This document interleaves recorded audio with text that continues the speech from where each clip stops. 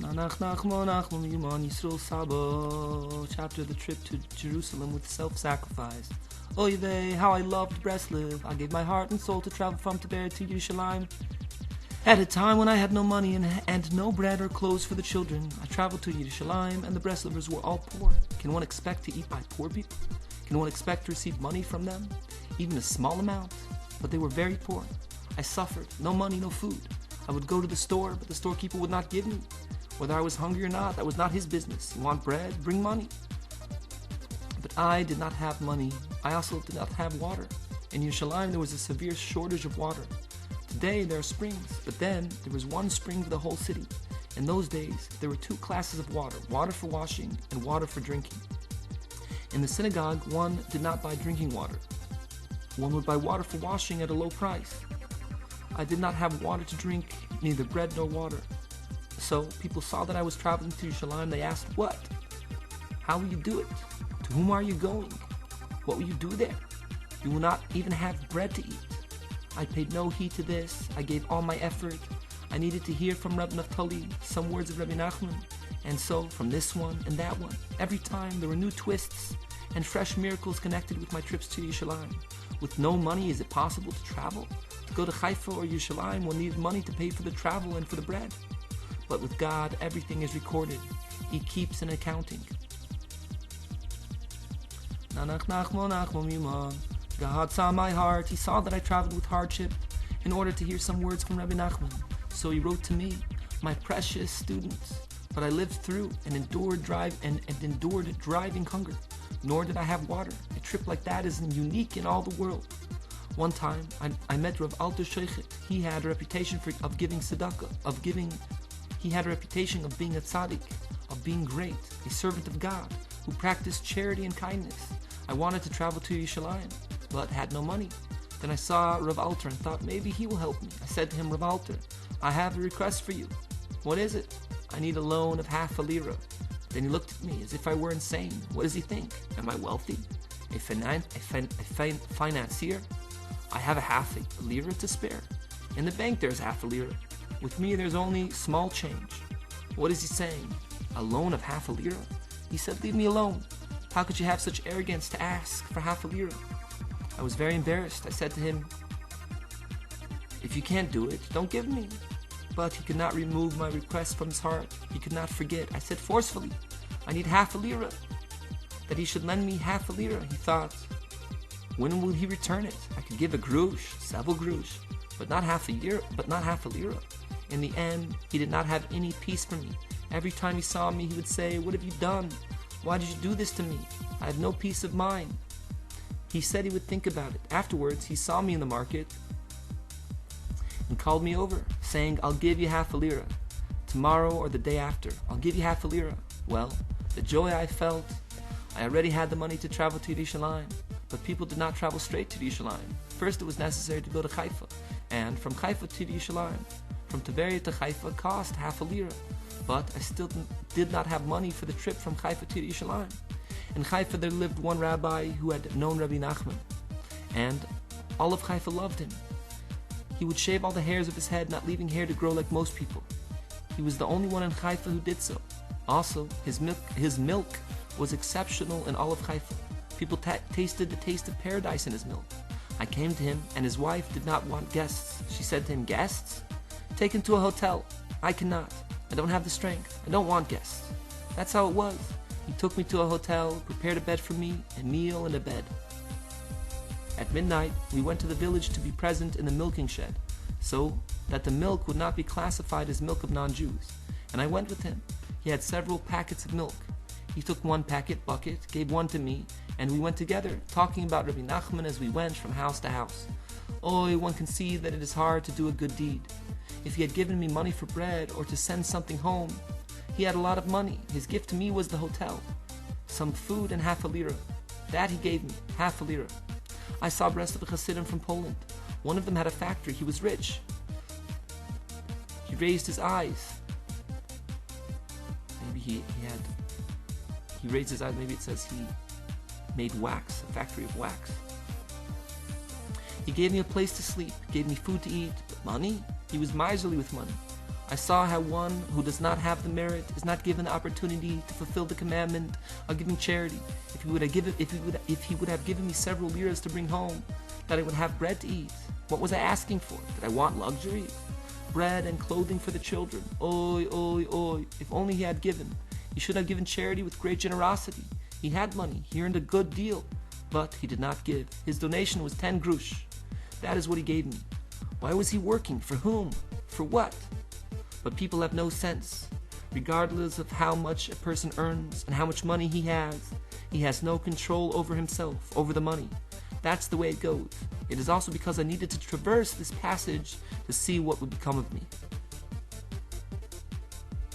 They knew I was a unique phenomenon in the world. I did not carry a grudge. I did not judge him harshly. I did not accuse him in my heart, asking why he turned his back on me. That is how God rules the world. Someone without merit, God lets him keep his money. Don't give more than 10 grush to yisroel. Nonetheless, I did not dwell on this. At least he did not hold false beliefs. He did not believe in the Torah leaders, and on this point I felt very close to him. He was like me. He distanced himself. He did not believe in the falsehood. But that is not enough. Thus I went to sacrfce to speak with various people. If I had told them I was suffering from poverty, well, in Yerushalayim there was plenty of poverty. Oh, who knows, who could describe, who could imagine these things? I could have gone insane or have become a thief or something along these lines. Could you imagine having a child with no clothes for him, no bread, and no sheet? And I did not pay their schooling fees, and they were thrown out of school every month, told not to until they brought money. Who could understand this? How painful it was. Who could imagine the torment, the pain, and the shame? Who could imagine? Now I retell it, and I laugh about it joyfully, but back then, who could conceive the pain, the brokenness of my heart? Oh, the master of the world knows the truth. As much as I tell, it does not truly capture how it was. And thank God, I did not submit to the falsehood. Thank God, I was strong. I laughed at everyone. I took a strong hand and did not submit to anything. I lived in Tveria and did not have an income, and I traveled to Yerushalayim and was happy there. Returning from Yerushalayim, I found my daughter sick, so far from life, such a sickness. So my wife said to me, "You caused it. She missed you so intensely, she became sick. She was longing for her father." Thank God she recovered. Chapter the tzaddik has everything. In Tveria, there was the story of the dead man. Such a story, praise God. When I wanted to return home from Yerushalayim to Tveria, I had the money. Why had I come to Yerushalayim anyway? To worry about money? So I entered one synagogue. There was a balcony there, and a dead person was sitting there. A dead person, yes. I saw that it was possible to speak with him. I said, "Why are you so depressed? What is with you? It's forbidden to be like that." He answered me, "Leave me alone, leave me alone. You cannot help me, leave me. I want to die. I'm waiting every minute to draw my last breath. What do you want from me? Leave me alone." He did not want to hear. He was a Lithuanian. In any case, I asked him, "Tell me your problem." So he said, "What will it help if I tell you? Can you make me a bolt? I'm missing a bolt in my head. I'm deaf. I don't hear and I don't have an income. What can I do? I have no idea except to take my life." But he had fear of heaven and did not want to do that. He had a relative who had a store. His relative told him, "Sit in the store. If someone wants a kilo of sugar, give him a kilo of sugar." So he sat in the store. Someone came in wanting a kilo of sugar. He went to bring him the sugar, but on the way he forgot what the customer wanted. He could not remember if it was salt or sugar, and he was embarrassed to return and ask the man again what he wanted. But he really had no choice, so he went and asked the customer, "What did you want?" "I want sugar." He went to bring the sugar, but by the time he got there, he forgot again what he needed to bring. Someone else came and asked for bread. He went and brought pickled fish. "What is this? I wanted bread, not pickled fish." "Okay, no problem, I'll bring bread." So he went and brought sugar. He had forgotten and did not know what to bring. He asked me, "A problem like this, is there hope for it? I can't find any solution except suicide. I'll do a good deed and ill myself. Leave me alone, don't talk to me." He did not want to listen. He said, "Go away. You want to help me, but it's impossible. You have bolts?" I said, "I don't have bolts, but I have a tzaddik with whose help you can have a full healing." He said, "I have a tzaddik." I said, "I have a tzaddik who can help you." He begged me, "Leave me. I want to die. I wait and long to take my last breath, and you're detaining me. What do you want from me? Do you want me to go with you to Tveria?" In any case, I did not leave him.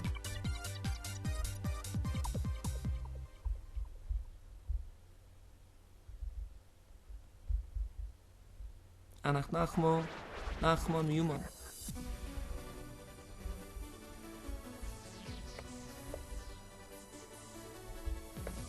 Anach Nachmo, Nachman Yuman. I kept repeating my message, and he heard it, until he began to accept and believe that he would be healed. He began to think, maybe this is good, and he started to dance. It was miraculous how he came with me to Tveria. We went together to Tveria. Instead of bringing home money, I had brought a guest from Yerushalayim, and he needed to eat. I brought him home. This was the money I brought from Yerushalayim. This was not just for one day. He was in my house a long time. And my wife said to me, what will we do? I don't have bread for the children. How will we feed him? In any case, he was with us a long time, and he ate and drank. On Shabbos, we would sing the whole night. We danced and were joyful. And all of Tveria already knew that I had brought a guest. They heard our dancing, the dead man and I. In the end, he had a full healing. I brought him to Tveria, and there he received a healing. Such a healing as if he were a prodigy of the generation. Oy, oy, oy, how good it is that I am telling this story, that it won't be forgotten.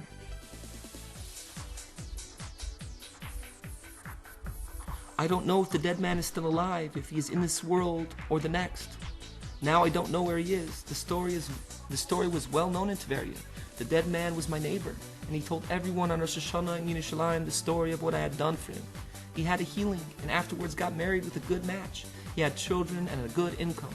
I was acquainted with him, his wife, and his children. This story is like the one of the simple one in Rabbi Nachman's story. The dead man accepted my words, and eventually he became the biggest agent in Yerushalayim for one of the largest companies in the country. He was a faithful worker. So the marketer of the company said to the manager, I have never seen such a faithful man in all my life. The manager said, I need a man like that. So he took him on. He became the biggest agent in Yerushalayim, the head agent. I'm not exaggerating. That is how it was. He himself laughed about it, how something like this could happen. I simply went out to the balcony, saw a dead man. I was shocked, and I started to speak with him, to him. What is with you?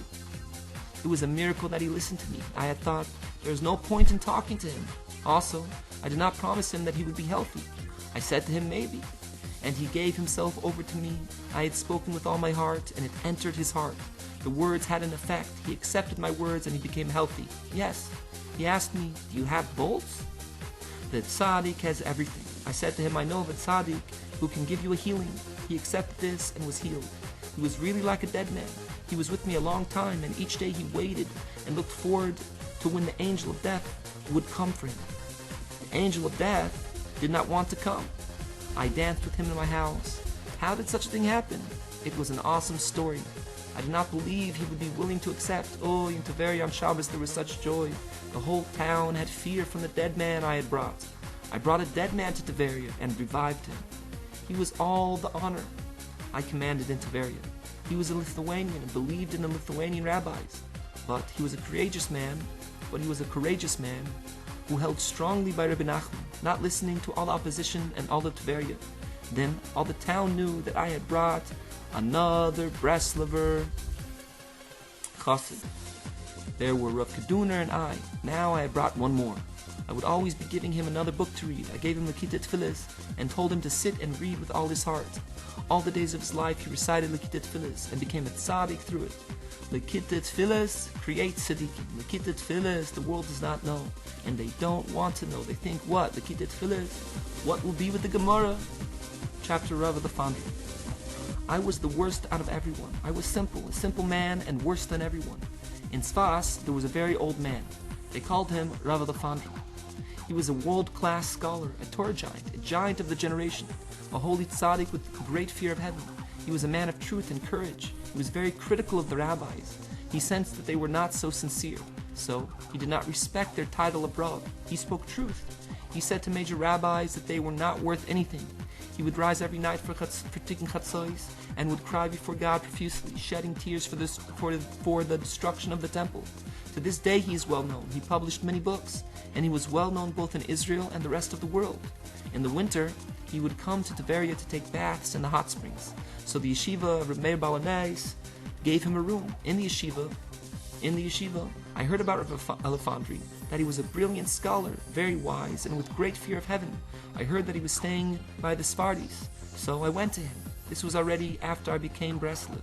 After the passing of Rabbi Yisroel Kaduna, I came into him and spoke to him about Rabbi Nachman. I saw that he held strongly by Rabbi Nachman, without limit. So I came down one time from the yeshiva and said to him, I have a request of you. I want to merit to serve you. He understood. He saw I was asking with a full heart. So he gave me permission to serve him. I would bring out his shoes for him, make his bed, and bring him tea.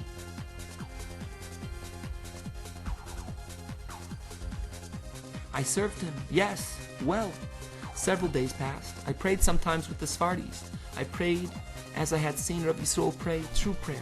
Also, I recited the tefillahs and psalms, shedding tears with enthusiasm, with grandeur. He heard from his room one prayer I recited from the tefillah. When I finished the prayer and came to serve him, I asked him what he needed, what he would like, a cup of tea or coffee, whatever he needed. He did not know I was a Breslover. He had only heard the sound of the prayer. Then he said to me, I don't need a thing. You should not be serving me. I want to serve you. That is what I want. He said to me, I heard tremendous claims from Rabbi Nachman that he was a brilliant thinker.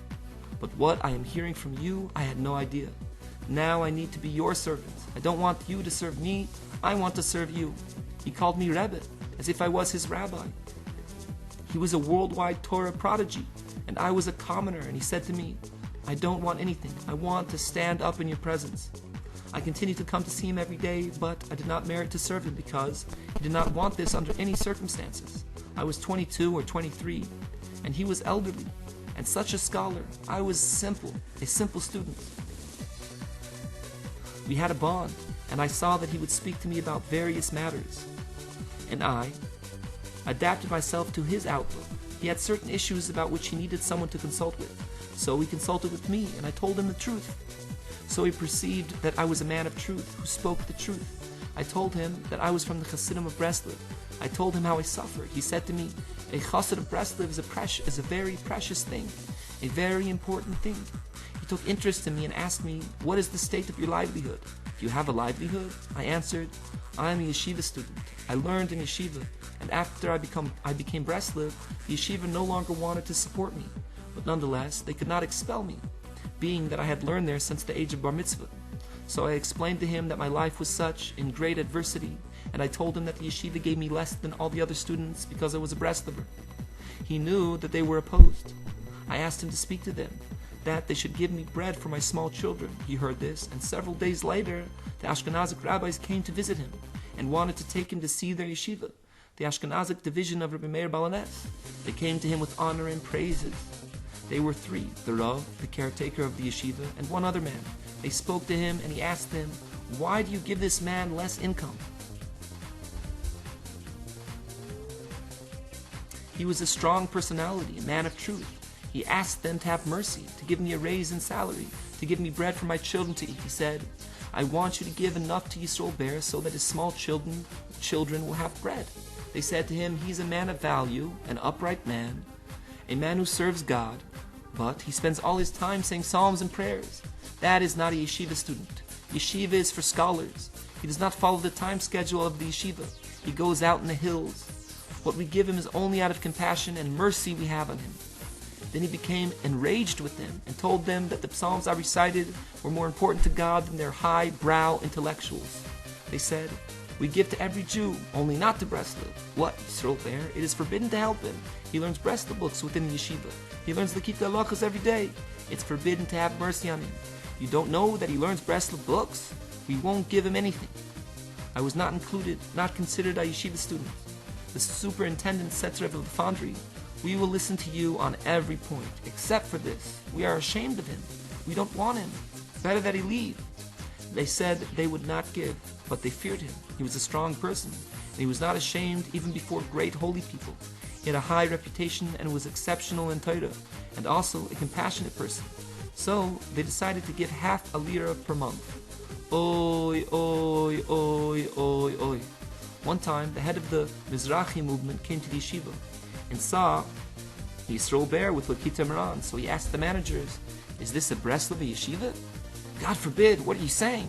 He answered them, it's a pity. I wish the whole world were Breslov. It's a pity. I wish the whole world were Breslov. Chapter Opposition against the books of Rebbe Nachman. There was one very important man in Tveria. He was a famous Torah scholar.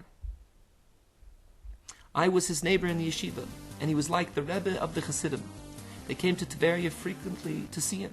He had a major name. He was famous. I came to see him one time, and there were several Hasidim with him. I called him informally by his name. I did not call him Rebbe, and I said to him, "What will be with you? In the end, you will be Breslov. Learn Lekita Lachas, then you'll know what is Breslov." He loved Breslov passionately. He was jealous of me. I said to him, "So, when will you be a Breslover?" They already know that he loved Breslov. He began to weep. "What will become of me? Why am I not courageous? I want to be a hero like you." He said, "Money isn't everything. I want to learn Torah." He was respected, but if he became Breslov, they would throw him out. He was great in Torah and belonged to the Hasidic society, but he was against them. He said, No, only Breslov." One time, he saw how I was suffering, and he was jealous of me, so he took the book Lekitei Moharan and entered his room in the yeshiva and learned Lekitei Moharan. Afterwards, he began to sit in the entrance to the synagogue and learn it.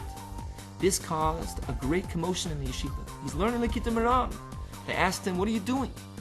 "I want to learn only books of Breslov. Come with me." So they told the Rav and the managers of the yeshiva, and they said to him, "Look,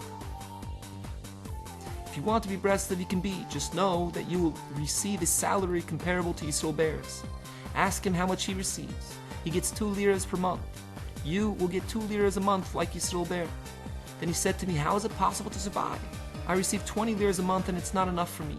What will I do with 2 liras? I see it's impossible." Every time he saw me, he said, "I'm jealous of you. I was not able to stand in the test. I had 2 liras a month, and I would dance all night, and travel to Miron and Yerushalayim, and I had a good life." His brother was sick. I went to visit him. I said to him, "If you have, God forbid, some blemish, some opposition to Rabbi Nachman, throw it away." I brought him 3 books, the Kitei Tfilis, the letters Alim L'Trifa, Leaves of Healing, and Lekitei Halachos, and said to him, "If you will learn from these 3 books, the disease will leave, and you will live many years." His wife sat at the table and listened. She said to him, Do what Rav Yisroel says. Stop opposing Breslov." He said to me, "All right, I'll do what you tell me. I will be strict in learning from these 3 books every day, if it will help me to live." So it was. He had been a talented scholar with a good mind, a powerful mind. He said to me that this was a healing for him. It revitalized him. He learned much from the 3 books every day, and he found more vitality every day. He saw that he was healing. He became healthy, totally healthy. Afterwards, the 3rd brother came to visit him and saw the 3 Breslov books in his house in a bookcase. He knew that I was dealing with him, so he said, "What's this? Has he gone crazy? Become Breslov? I'll show him. I'll take those books." So he took the books, and his brother lived 1 more day and died. He had opposition to Breslov in his heart, and he could not overcome it, so he suffered a heart attack and died the same day. This story is known to the whole family and to the whole city. The 3rd brother wept the rest of his life. "What have I done? What have I done?" For several years I asked the brother who had taken the books, "Give me the 3 books. Give me the books." He was not willing. He did not give them to me. One time, I remember that I wanted to work, and I was traveling in the desert. I went along and came to a deep pit, and in it there was a very large, thick snake. I said, "Perhaps it is a rope. It cannot be a snake with a size like that." I descended into the pit, and beside the pit was a snake. Thank God I was saved and got out of there. The snake, I don't know what that was all about. I think, ... with a thickness like that, he needed to eat. He, the 3rd brother, also died, like the snake.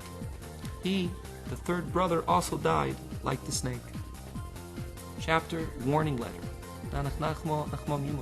We have presented here a copy of a warning letter that the heads of the yeshiva in Tveria sent to Rav Yisroel the Vedesser regarding the propaganda he supposedly spread during the time of his studying the books of Rabbi Nachman with great self-sacrifice. And here are the letters copied. Chapter Rav Dov from Warsaw. Note, it is brought in the book Yimei Shmuel about Rav Shmuel Horowitz in chapter 1, paragraph 52. There is described Rav Dov of Warsaw's high level of righteousness, enthusiasm, and attachment in serving God. In It also describes there that from the intensity with which he strained himself beyond his capacity when learning Likutei, he became blind for 7 years.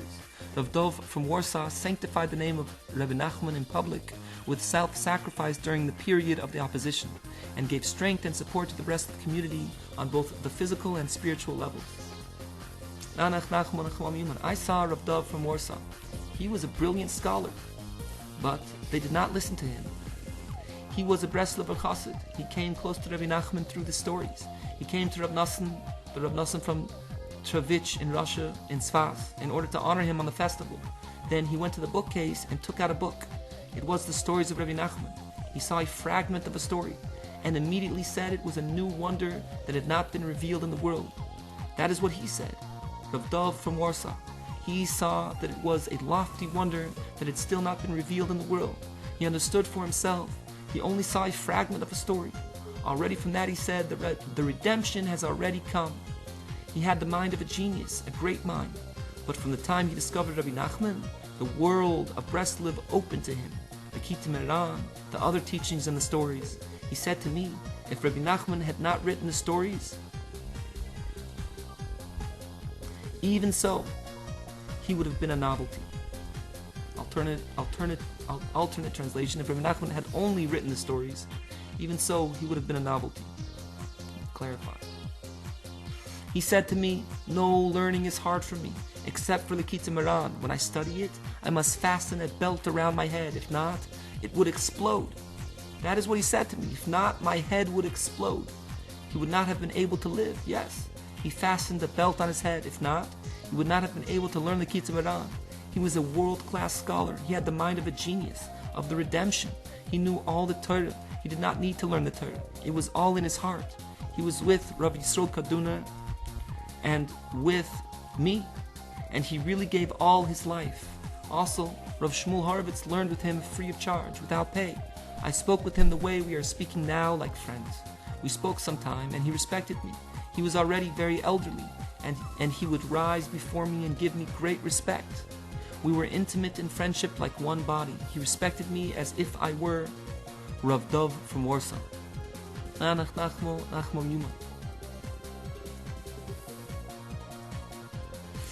Chapter, a bridegroom without a talus. Oy vey, who can imagine? Who can describe? As much as I will tell, it still does not. It is impossible to describe what I went through. I did not have any money and I needed to marry off my daughter. Well, I could expect to marry her to a laborer from the street. But a man like Shmuel? Who would let me marry my daughter to him? Shmuel's parents and family searched for a match for him. They found great and wealthy rabbinic families with world-class reputations. Shmuel himself was from the educated Hasidim and had a high reputation. He had a great mind, and all the rabbis and wealthy figures in Yerushalayim wanted Shmuel for their daughters. But he did not want to listen. He met with this one and that one, and none of them seemed fitting to him. Everyone wanted Shmuel for a son-in-law. Rich people with much money, famous rabbis, they wanted to give him all their money, but he was not interested. Shmuel was learning with one rabbi, and this rabbi saw that he was brilliant. This rabbi had an educated daughter, and he wanted Shmuel for his daughter. And he would appoint Shmuel as head of his yeshiva, but Shmuel did not want any match. One time, one of Shmuel's relatives was in my house, and he knew I had a daughter to marry off, so he said, perhaps this Shmuel would be a good match for her. I looked at him. He did not know me, and did not know that I had no money. What, Shmuel? The wealthy people of Yerushalayim, rabbis all over the country, wanted to give him lots of money, but after speaking to their daughters, he would say, not for me. They said to him, Yisroel Bear has a daughter, maybe that. One time he saw my daughter and spoke to her. That night he came home to his father and mother and said, Father, you know, I have good news. Thank God I found a bride. God gave me a bride. Then the house was filled with joy. Shmuel has a bride. After that they asked, who is the bride? From what wealthy family? The daughter of Yisroel Bear, from the Hasidim of Breslov. Oy vey. Everyone knew that I was amongst the poorest of all Yerushalayim. But Shmuel did not want wealthy rabbis. He wanted my daughter. So his mother said to him, what are you doing? The daughter of Yisroel Bear is from Meir Sharon. He has no money, and we are also poor. We can't. How will we make the wedding? Oy. Why does Shmuel want a poor bride? And all the more, why Yisroel Bear? He is from amongst the most severely destituted. He doesn't even have bread to eat. That's my bride, said Shmuel. You Before the chuppah, the custom is to give the bride some gift, and the groom is given a large talis. Shmuel had been to the grave of Rabbi Nachman. He said, "There is nothing in the world like him." He said the matter of Nachman from Uman is something special, something that was never before in the world. It was new. That is what Shmuel said. Shmuel did not want any repute, any prestige, any publicity, any prestige, any publicity. He could have been honored and famous throughout the world, but he fled from it. He did not want it. Shmuel asked me, "What can you say about Rav Yisroel Kaduna?" I said, "Words cannot suffice." Chapter The Judge and the Controversy. There's a story about one of the major rabbis who was a judge in Tveria. The judge was very talented, dying, with a great mind and deep Torah knowledge. He was wise, understanding, merciful, and had a good character. Well, he had added importance in that he had fear of heaven. He was a major scholar, and generally scholars do not look to good deeds. They think the main purpose is just to learn and learn and learn. But the judge was kind-hearted and feared heaven, and loved good deeds like the simple people do, charity and kindness. Not only intellect and wisdom. He had both aspects. Tveria was a small city, so he knew me, and I found grace in his eyes. He knew that I had a poor and blind father, so he took me to his house, taught me, and drew me closer to God. He was like a father to me. He spoke with me about Hasidism and Rebbes, and I received a great deal from him. I thought there was no one greater than him in all the world. He was truly like an angel. I saw his good traits. I was with him night and day. He saw that I was not talented, but my truth and my heart. He liked me very much. He honored me, taught me, and drew me close, even though I was not talented, and he was a major scholar. There was great love between us. He loved me like his own son. I spent more time in his house than in my own. I went places with him, prayed with him, slept in his house, and learned with him in the evenings. We had such a bond. But I was a simple child, and the judge was a brilliant scholar, great and wise. I was an insect compared to him. The judge had two daughters, Sarah and Fega. Sarah was the younger, Fega the older. They were like my sisters, Sarah and Fega. I would come to the judge, and they served food in the morning and the afternoon. They brought food for me as well. I was like a son, an only son. Afterwards, when I merited to draw close to Rabbi Nachman, I lived in dire poverty. My wife was living with her parents, and I was living with mine, and I had no income. Well, I was like a member of the family with him, and he saw that I had become a follower of Rabbi Nachman of Breslov. He saw that I did not live with my wife. I had no apartment, no income, no Shabbos clothes, nothing. No money, no status, and no Torah. And I was happy. He could not understand this. What is it with Yisroel Bear? He's not in this world. He understood that I did not have bread to eat. He was wise. He was a scholar, so he understood this. I did not tell him. He asked me, "Who gives you food?" I told him, "God provides for me." He was a man of mercy. He said, "He deserves to eat. Can he live without bread? I need to give him bread." He went to one of the Hasidim who baked bread and said, "Give Yisroel Bear a loaf of bread every day on my account. Every month, tell me the amount of the debt, and I will pay it." Thus it was. After this, he played detective. I sat in his courtyard, and I had a small kitchen. The owner of the kitchen wanted to rent it out and could not find anyone who wanted it. So I came to him. "How much rent do you want for the kitchen?" He specified a small sum, so I took it. But I did not even have the small amount to pay. I said, "Don't worry, I'll pay you." Then I found a small broken chest from among the furniture dealers and brought it to the kitchen. Thus I had a chest to use as a table. I myself sat on the floor and spread some rags to sit on. I would recite Tefillos and Psalms there. The judge Dayan saw my apartment, the kitchen, and saw how I would sit and recite Tefillos with no bread to eat and my wife living with her parents in Sfas. And I was joyful. What kind of a life is this? What? He could not understand from where I drew this joy. In any case, God had mercy on me, and the neighbor of the kitchen's owner, who lived near the judge, moved to another apartment. The judge knew that I did not have an apartment or a wife, nothing. So he rented the vacant apartment for me from the owner of the kitchen. He owned the whole courtyard. He came to me and told me that he had rented an apartment for me. "Write to your wife and tell her to come." I said to him, "Good. Now I have walls, but I don't have a table, a chair, or anything else. How can I ask my wife to come?" Then he clapped my back and exclaimed, "That's not your concern. I'll give you a furnished apartment. You'll have chairs, a table, and a bed. Tell her to come." Thus it was. in Tveria there was an excellent carpenter. I did not know he was Breslev. He drew close to Rabbi Nachman, and I did not know it. He heard that I was suffering, so he drew close to me. He was strong and wise. I thought he was beginning to mock me, and that for him, Hasidism was some kind of joke. But then he explained to me how he drew close to Rabbi Nachman. I'm Breslev. I knew a couple who came from Russia. They would rise at midnight and pray Tikka Chatzois, and they drew me to Breslev. So the judge brought this carpenter who was an expert at his trade. He had some broken chairs in his storage room. He made chairs and a table for me.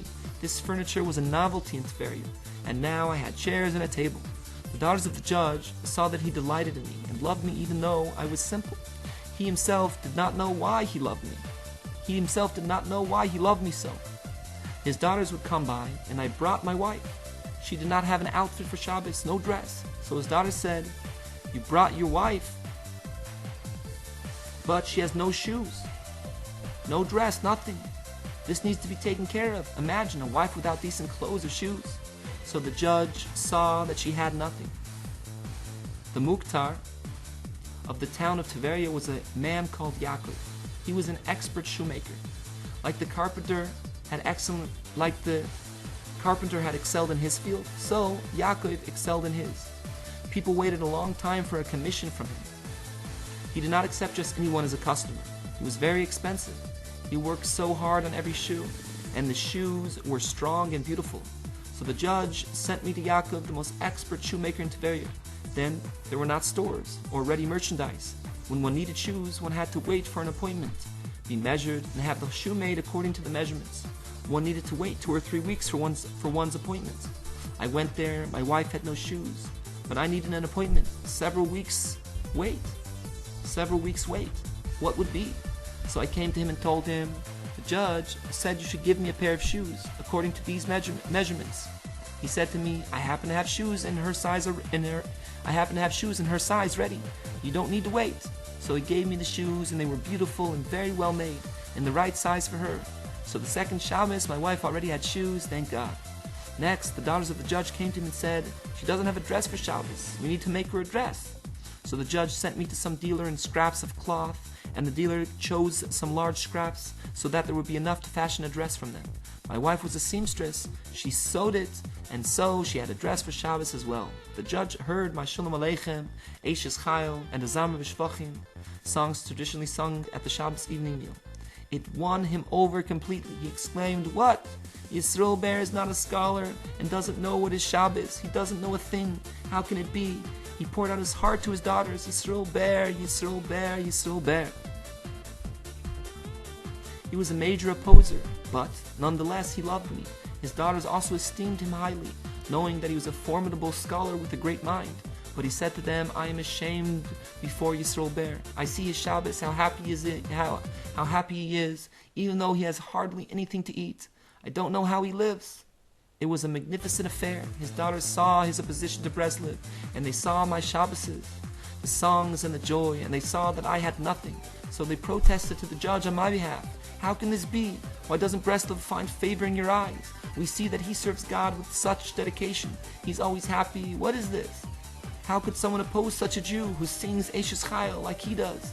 Is it possible to be against him?" He was a major opposer. He was deeply sunken in opposition, terribly so. And I was nothing in comparison to him, an insect, absolutely nothing.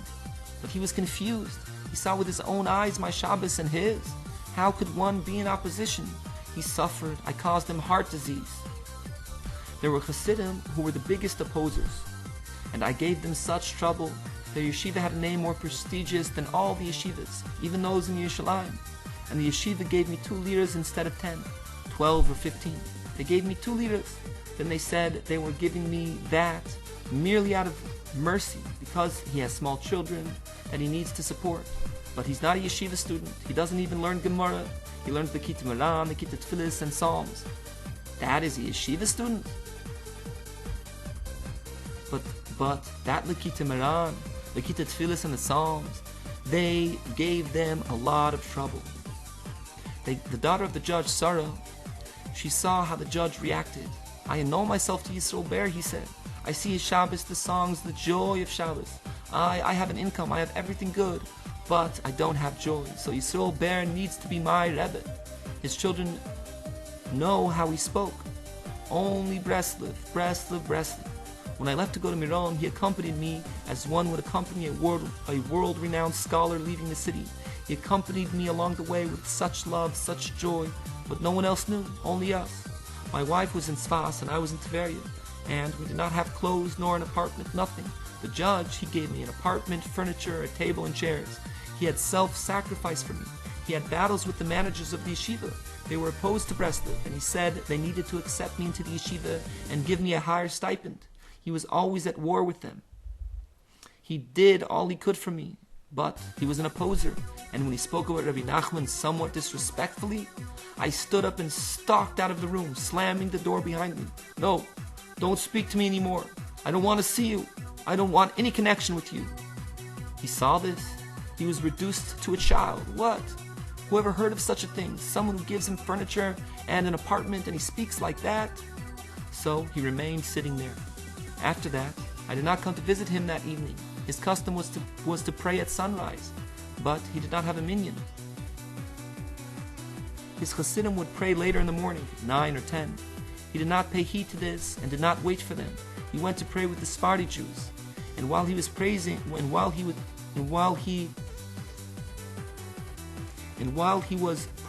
there was a fire. And while he was praying, there was a fire. After the prayer, he returned home and saw the results of the fire. And his daughter came and told him it was a miracle she was not burned as well. In any case, he said to her, "Aha, this was a punishment because of Yisroel Ber. I had an argument with him and he became angry. Thank God you were spared." Then she said to him, "I tell you, when I hear you arguing, I see that he is right. Oy vey, what I went through. There are many stories, many hidden things that cannot be told. Now, even if you were to give all the money in the world that such a story should happen, the judge, Yisroel Ber, and their arguments, it won't be." Then was a special time. Chapter The Honor of the Tzaddik. Rabbi Yisroel Kaduner and I were in Sfas, and we suffered intensely. There was a great danger from the opposers of Breslov who wanted to kill, to destroy. They took a large knife and said, "We will slaughter all the Hasidim of Breslov." Thank God, God saved us from the hands of the non-Jews and from the Jews, and we remained living, Yisroel and I. Every day we had new miracles. We lived miraculously, not by the laws of nature. It is a miracle that I am alive, a miracle that I am sitting here.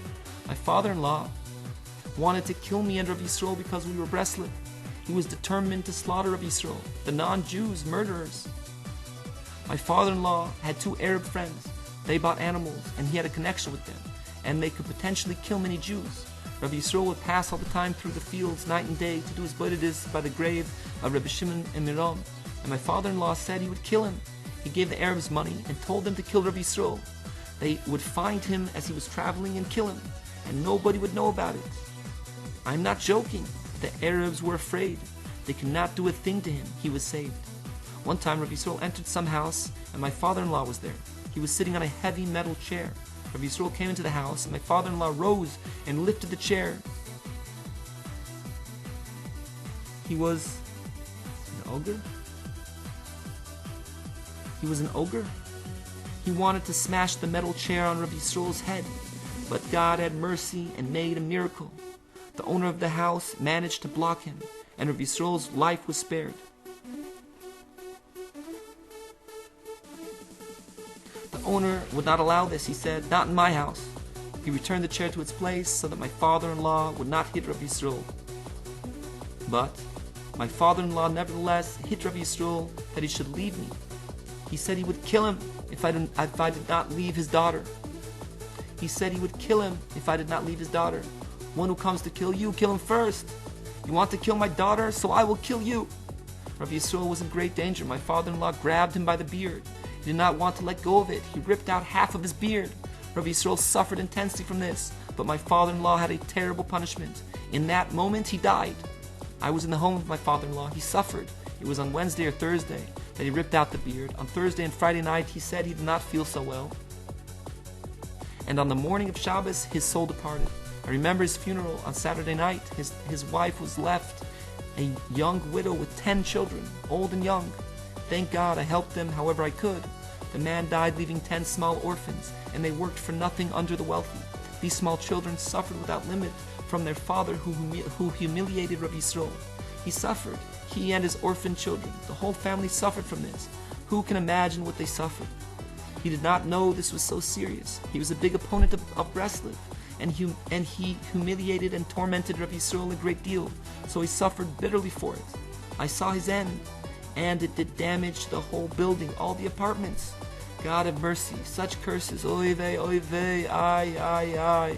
What I saw with my own eyes, what comes from violating the honor of the tzaddik. God pays immediately, He pays well.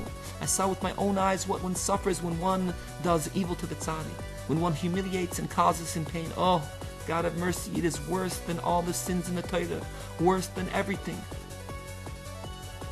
There is nothing worse than opposing the tzaddik. God have mercy. One suffers from this in this world and in the next, non-stop. I thought that perhaps my father-in-law would repent, but I should not have been silent. I should have argued and divorced. I did not do so. In response to what my father-in-law did, I was silent. And for that I suffer very much. The tzaddik's honor, God is more strict about this than anything else, even unintentionally. On the tzaddik's honor, God is very, very strict. For God, it is worse than all the sins of the Torah, violating the tzaddik's honor. The tzaddik's honor. I drew close to Rabbi Nachman before my marriage, and after the marriage, we did not have our own apartment, so we lived with my father-in-law. He was a follower of major opponents of Breslov. He had a rabbi, but he was wicked, so my father-in-law was very opposed. He said to me, I don't want a Breslov son-in-law, I don't want it. I said, what business of yours is it? It is not relevant to you. I will be in whatever division of Hasidism I want. He said to me, yes, whatever you want, but not Breslov. I had made a pact with Rabbi Yisroel that every day and every night we would meet, once a day and once a night. Whether we learned together or not, at least we needed to meet. What would be? It was forbidden for us to talk together, to be together, to learn together. One time my father-in-law locked the door on the eve of Shabbos and would not let me leave. He did not know of the pact we had made, but he did not want me to go to Rabbi Yisroel. I thought, tonight I won't go to Rabbi Yisroel as I customarily go the night of Shabbos. In any case, in the middle of the night, he did not know. He thought that Rabbi Yisroel was already sleeping and I needed to go to sleep, so he opened the door and let me go out. But he watched me and saw that I was escaping. So he knew that I was escaping to Rabbi Yisroel and he followed me. I saw Rabbi Yisroel, we met. And when I returned, my father-in-law came after me and hit me and threw me to the dogs. Whoever heard of such a thing? Whoever saw it? He and his wife beat my wife with fierce blows to bring her to divorce me. What? My daughter will be with a Breslover? It's forbidden to marry them, forbidden to see them. What? Is everything allowed? You know what is Breslov? Divorce. But she said, no, that I won't do. Chapter The Thunderstorm. I am telling a very wonderful and awesome story that is impossible to tell. I'm not exaggerating. On the contrary, all that I tell is less than a drop in the sea. One cannot describe it. It is a spiritual thing. It is a kind of a truth that cannot be explained. Rav Kaduna and I set out from Yabniel, the settlement near Tveria. It was winter. We started our trip in the afternoon from some settlements, and the weather was very pleasant. There was rain, but at the time of our traveling, there was sunshine. Suddenly a flood descended, a thunderstorm, and water poured down a flood. It became like night with such darkness. We could not see where to go, this way or that. We were in mud. I'd never experienced such a thing. Then, 70 years ago, the Turks were in power, and it was dangerous. The Arabs were murderers and robbers. They ravaged, kidnapped, and killed. In the night, there was another near flood. We were up to here in mud, indicates the level of the knee. And the mud was sticky. It was like glue. If we could extract one foot, it was like a miracle. It was like glue. How could someone get out of it? So, in this state of things, we pulled up our feet and kept going. In any case, Rabbi Yisroel, may he rest in peace, became sick. He came down with the stomach virus. As for me, this was the first time I was stranded in the wild, in the dark, a flood, not knowing where to go and how to come free from the mud. Such darkness and mud, it cannot be described. In short, we gave all our strength to reach some place, for we were in danger of dying from the cold. God had mercy on us, and thus we went. A long time passed, and we continued through the mud without seeing any hope of reaching a settlement. We were in darkness.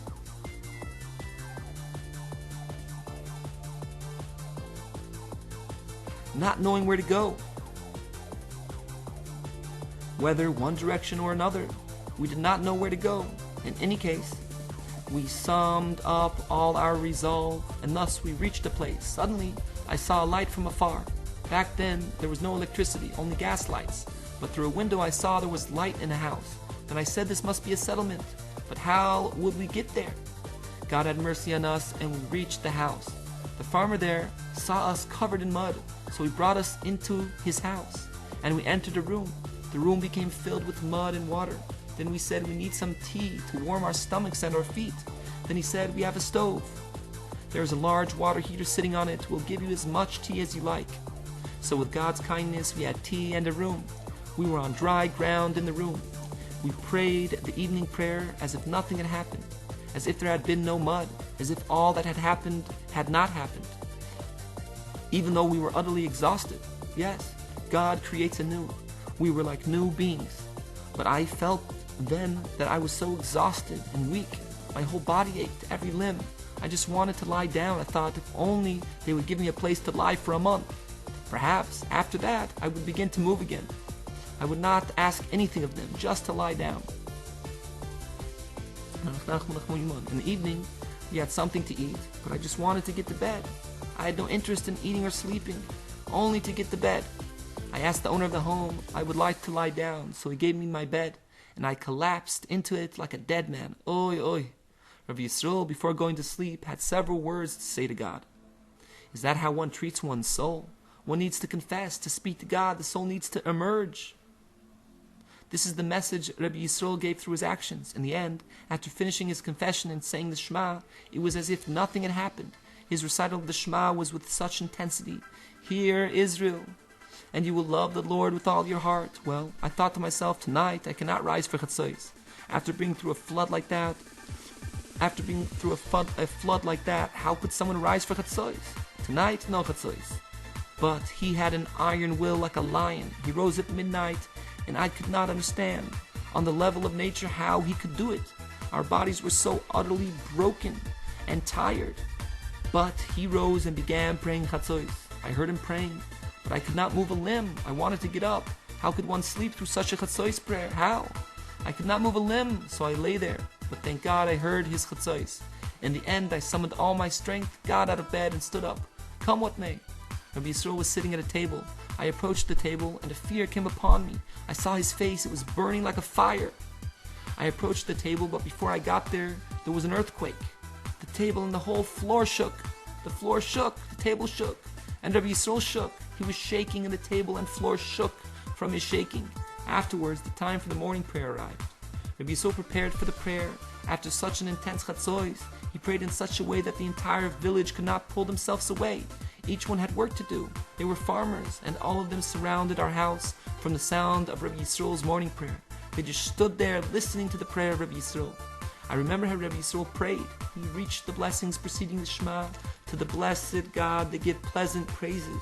To the living and enduring God they sing songs and make their praise heard. For he alone is exalted and holy, acting with might, creating anew. Every word infused my heart with such light. I stood by the door in fear. A great awe and fear fell upon me. So I approached the door and grasped the doorknob. I could not bear the intensity of the light. I could not bear it. I could have died right there. So I said, I'll stand by the door. The moment I feel there's no way I can stand it, that I'm in danger of dying, then I'll pull away. Thus it was. I'm not exaggerating. I stood ready to leave, thinking that at the moment I could no longer bear it all, I would flee. I stood by the door. I'm not lying, not exaggerating. What I'm saying is truth of which we have no conception. I still did not... It is impossible to describe how it was. Thank God there were many times when I heard the prayers of Rabbi Yisroel and sensed it was beyond the ordinary. He did not need to struggle with his pride that it should not overcome him. He was free from all the desires. Only Rabbi Nachman can achieve wonders like this. Rabbi Yisroel's body was in this world. He spoke with people as if he were one of them. Well, the owner of the house approached us after the prayer. There were several rooms in the house, and in one of the rooms there was also a table and chairs. He put on the table all that he had in the house. It was a time of scarcity. But they were blessed with abundance: olives, eggs, cheese, yogurt, butter, a large table with all the good food one could desire. Farmers have food in abundance. This man approached us and said to Rabbi Yisroel in humility, as if standing before a king, with awe, I request of your honor to come in and eat. So we went in, and there were all the varieties of food one could imagine on the table. Then the farmer said, here everything is kosher. You don't need to worry. The olives are kosher, eggs, kosher, milk, kosher. I'm not a goy, we are kosher. Everything is kosher. Everything is kosher. Rabbi Yisroel said to him, no, I don't need more. When I saw this, I felt my self-confidence sink. What impression am I giving to the world? I thought. Then the world was not as it is now. Then people were very strong in faith, prayer, fear of heaven, piety, not like today. But I saw Rabbi Yisroel's service of God. After that, all the Torah leaders in Tiberia who tried to influence me lost importance in my eyes. Once in my life, I saw such a Purim. Laugh. Yes, the farmers' boys and girls had short sleeves. They covered their heads and their hands in awe and fear. Small girls at the age of 12 to 15, they are allowed to go with their hair uncovered. A girl does not need to cover her hair. But they did not know that, so they covered their heads with towels, and also fattened the head coverings with shoelaces, and also fastened the head coverings with shoelaces, that they should not fall, God forbid. Also their hands. It was charming to see such a thing. Chapter, the story of Rabbi Tzvi Rosenthal. Rabbi Tzvi Rosenthal was an exceptional student of the Chafetz Chaim. He came to Tveria, and I told him that Rabbi Nachman is a matter very hidden from the world. If you put your heart and mind into the words of Rabbi Nachman, you will become something different altogether. I said to him, Rabbi Tzvi, there exists today the book L'kita Moran, about which the whole world does not know. So he started to learn and became a follower of Breslov. Aha, a Breslover. His wife, his father-in-law, the whole family said, What's this? Breslov. He said to them, I want to be Breslov. During the period of Rabbi Tzvi's coming close to Breslov, God arranged this according to his plan. Rabbi Tzvi left his house one Friday morning to pray and did not return all day. He saw that he was in danger, so he took his talis and tefillin and went to pray. After praying, he was accustomed to coming home, to eat and drink. This time, he did not come home. His whole family was waiting moment by moment for his return. Now he will come, now he will come. How could it be? Someone goes to pray and doesn't come home? He left his wife and father-in-law, and he also had small children, and he went to Yerushalayim.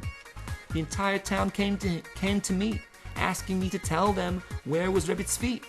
How could I tell them he had gone to Yerushalayim? So I told them, I don't know. They asked the police, where is Rabbi Tzvi? The police did not know. His wife searched in all the synagogues, but he was not in any of them. Shabbos came, and he was not there. Well, there was an uproar throughout the town.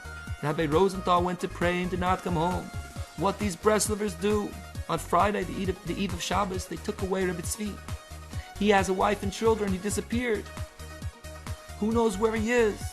Several people said that the Breslovers sent him to Uman, for the main point for them is Uman. He's already a Breslover chassid.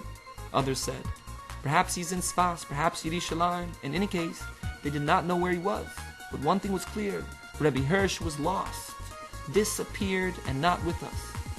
On Friday afternoon, shortly before the candle lighting of the eve of Shabbos, they sent one of the strong men of Tveria, who knew how to ride a horse with great swiftness.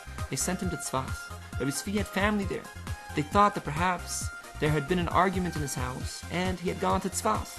They sent the man on horseback to Tzfas, and he was fast enough to return to Tveria and tell them that he had visited the entire area, and also Rabbi Tzvi's family, and Rabbi Tzvi was not to be found. So there was an uproar throughout the town. The Breslovers. They took Rabbi Hirsch from his family on Friday. He went to pray, and he's gone. In any case, they lit the candles to honor the Shabbos, and Rabbi Hirsch was gone. The family and the children wept.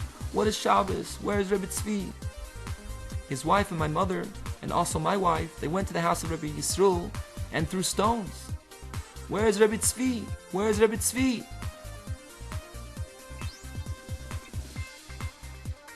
What is Shabbos for Rabbi Yisroel? They broke everything in his house.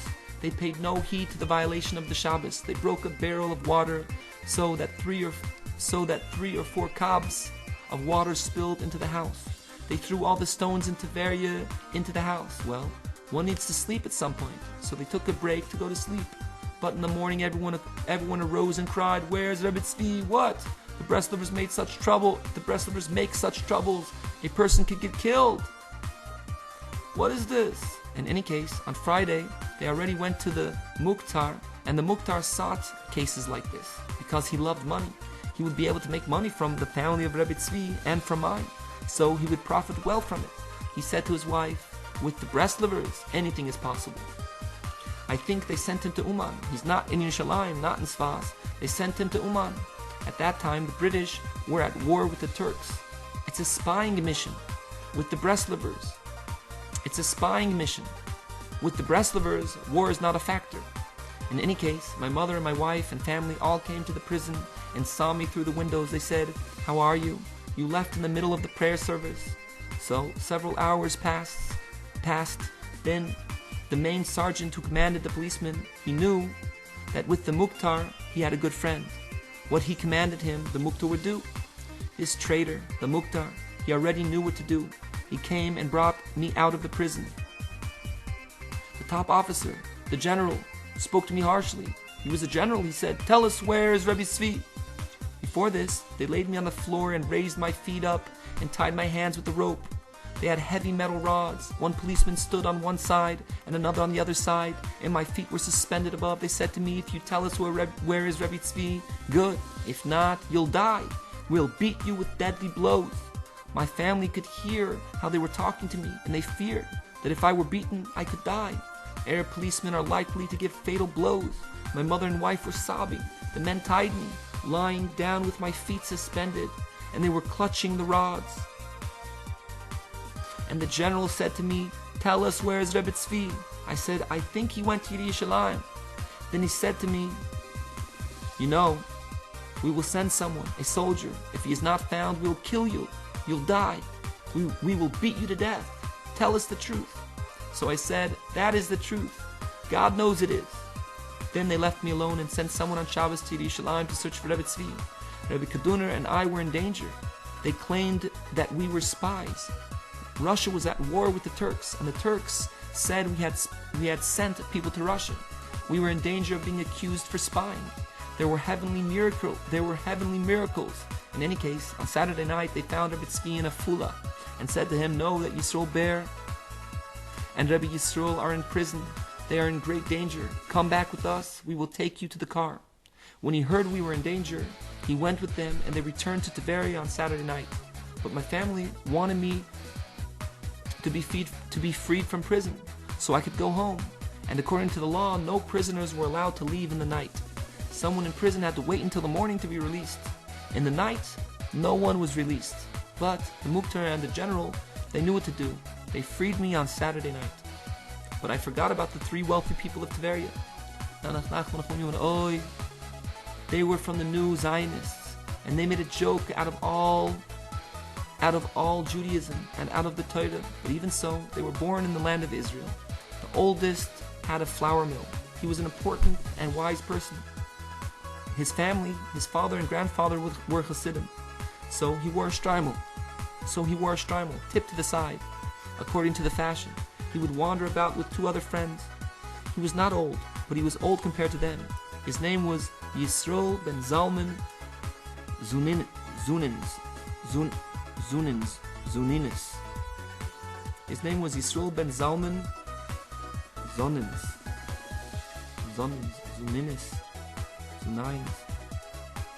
Yisroel ben Zalman Zonins. The other 2, one of them was the owner of the biggest drugstore in Tveria. He was a wonder even in Yerushalayim. He knew the work well. He was an expert. That was the second. The name of the third was labeled Aryeh. He was the biggest wood dealer in Tveria. So these 3 were friends, and they mocked Judaism, like the wise son of Rabbi Nachman's stories. They made a joke out of going to pray. They went to synagogue, but it was like an act, a joke. That was the intent in their going to synagogue. So they went to synagogue, and Rabbi Yisroel's house was amongst the synagogues. They heard a great commotion throughout the town. Also, my family and that of Rebbe Tzvi were gathered by the house of Rebbe Yisroel, and there were screams and crying. This was the first time in their lives that these 3 men heard such a disturbance. They had never seen a huge gathering like this. So they asked, "What is all this noise about? What happened? This is a synagogue." One is supposed to pray here. What happened? Haven't you heard? Yisroel Ber became a breast of a chassid. Yes, we heard. What of it? They took away Rebbe Tzvi. He disappeared. He went on Friday to pray and did not come home. They heard news such as this, such a production. They heard news such as this, such a production.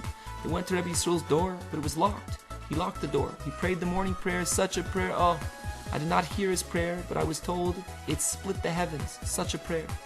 My family and that of Rebbe Tzvi were standing by Rebbe Yisroel's door, and also Mordechai the Mukter stood there with policemen. They waited for Rebbe Yisroel to finish his prayer, and then they would ask him to come outside. If he were outside, they could take him. If he were in his house, it was forbidden. But if he were outside, they could do it. That was the law. In any case, these three waited by Rebbe Yisroel's door, and they found Mordechai the Mukter. They heard the prayer of Rebbe Yisroel, and fear befell them. They had never heard such a prayer. Oh, so they were aroused to give all their heart to Judaism. All of them. Israel, the one with Yisroel, the one with the flour mill, and the other two. They said to Mordechai the Mukter, "Go away."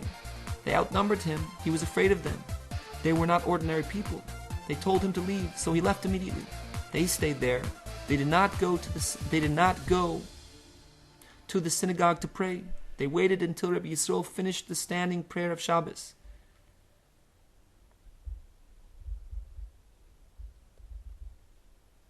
And they knocked on the door, saying to Rebbe Yisroel, "We sent away Mordechai the Mukter. We want to speak to you." So he opened the door and they came in. They were clever and wise, but they were vanquished by the prayer of Rebbe Yisroel. They asked him several questions and he answered them one at a time, in order. He answered everything they asked. They were stunned. They had never heard words like these. They asked Rebbe Yisroel their silly questions. What is Breslev and the other Hasidic divisions and all the religious people? What do you have beyond what the tzaddikim have, or what the wicked have? They asked jokingly, but Rebbe Yisroel answered them in truth, with wisdom. He gave them a good enough answer. They were annulled before Rebbe Yisroel, and they loved him just from speaking with him. And they came close to Rebbe Nachman and gave support. On Sunday, I worried, perhaps the Mukter wants money. He will come again and take me to prison. Give money. Where's Rebbe Tzvi? The main thing was money. Then I found a spot near the synagogue. I thought, if Mordechai the Mukter and his policemen come, they will not find me, so they can search. In any case, I stayed there until the afternoon prayer. Then I entered the synagogue to pray the afternoon prayer and to hear Kadisha. Then the elderly Rebbe Kahas came, along with Rebbe Tzvi's father-in-law. They were friends. Rebbe Kahas went to pray the afternoon prayer, and he heard that the police had taken Mordechai the Mukter to Istanbul. He had been accused of being a spy. Rebbe Kahas said, "This is a matter of Rebbe Yisroel Kaduner." Rebbe Yisroel gave the Muktar a punishment. God punished him for that Shabbos. They took the Muktar, and since then he disappeared. He was not seen in Tveria again. I think that they killed him. He was suspected of being a spy.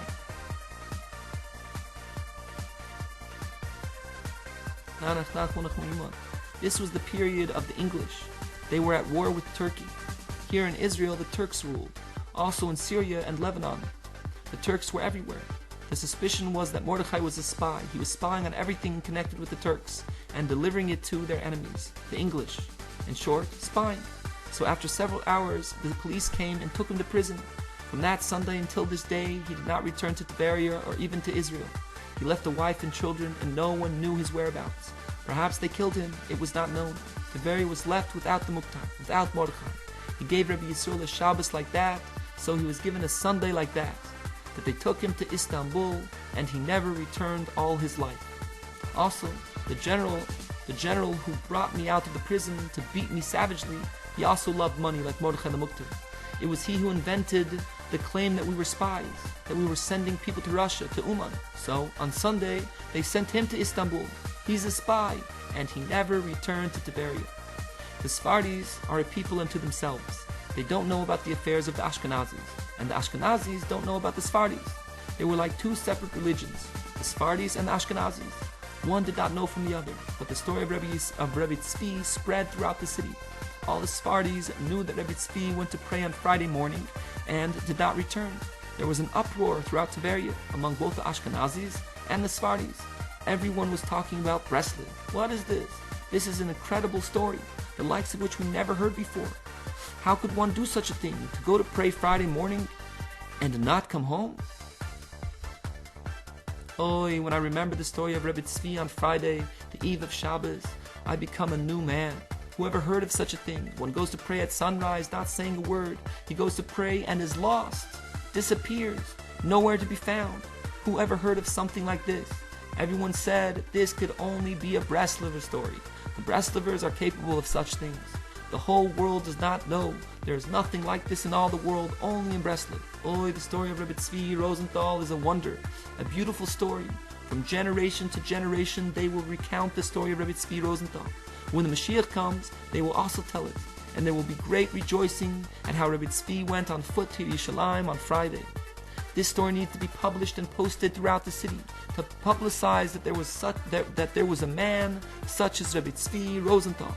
He said to Rebbe Yisroel, I'm not like Yisroel Bear. I cannot endure much, so I'm afraid I will not be able to stand in the face of the opposition. They will not let me be Breslov, so I want to go to the Yerushalayim. In Yerushalayim there's Rabbi Shimon Wexler, and also followers of Breslov. Here in Tveria I cannot manage. I am not a hero. I must go to Yerushalayim. I have no money, so I will go on foot. Thank God I have strong feet and a strong body. I can reach Yerushalayim on foot. Part of the conclusion of the story is according to the version of Rabbi Shmuel Kreuzer, Rabbi Yisroel's son-in-law. On Sunday, a meeting was called with all the major rabbis attending, and there they signed on a document forbidding Rabbi Tzvi to stand within 4 amos of Rabbi Yisroel. Rabbi Tzvi was obliged to shake hands in agreement with the ruling. After this incident, he came to the yeshiva, said that he had something to tell me, and whispered the story to me. I felt sorry for Rabbi Tzvi that he did not have more courage. I went into the town and told the story to Rabbi Yisroel. When he heard this, he drew out a sigh from his heart. Not many days after, the news spread that Rabbi Tzvi had been overcome by great weakness due to lung problems, and the doctors said he was in danger. All the small children went to the graves of the tzaddikim to pray for his healing. Rabbi Yisroel and I were also there, as well as the wife of Rabbi Tzvi. When I told Rabbi Yisroel of the story about the rabbinate's decree, he said, "Run and tell them to tear up the document." Being that he made me a messenger, I ran immediately to fulfill the mission.